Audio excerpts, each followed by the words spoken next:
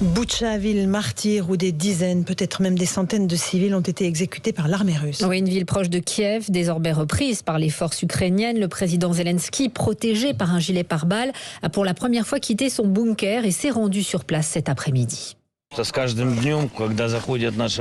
Chaque jour, lorsque nos combattants parviennent à reprendre des territoires à l'occupant, vous voyez ce que les Russes ont fait. Il s'agit véritablement de crimes de guerre. Et ils seront reconnus par le monde comme un génocide.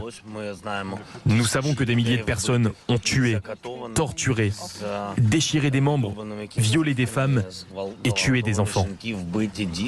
Crime de guerre, dit le président ukrainien, et il n'est pas le seul. Joe Biden réclame un procès. L'Union européenne propose d'envoyer des enquêteurs.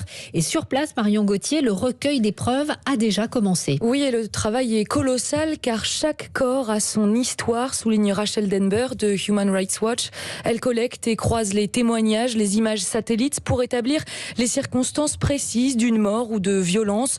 L'ONG a ainsi documenté un viol et 7 exécutions sommaires, dont une à Boutcha. Nous avons interrogé une femme qui a vu des soldats russes rassembler des gens de son quartier. Ils ont mis au milieu d'eux 5 jeunes hommes, les ont fait s'agenouiller, mettre leur t-shirt sur leur tête, puis ils ont tué l'un d'entre eux d'une balle dans la nuque. Nous craignons qu'il y ait plus de cas comme cela. Le meurtre, la torture, la destruction de biens peuvent être qualifiés de crimes de guerre s'ils visent des personnes protégées, des civils ou des prisonniers de guerre.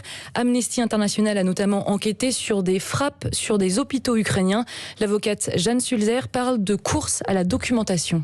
On enquête en temps réel alors que les crimes sont en train d'être commis. Notre crainte, c'est la destruction des preuves. On analyse, on sort des rapports, mais on garde effectivement tout pour qu'un jour, elles puissent être utilisées devant une juridiction. Et ces preuves compilées sont mises à la disposition des autorités judiciaires nationales et internationales qui peuvent les utiliser pour mener leurs enquêtes.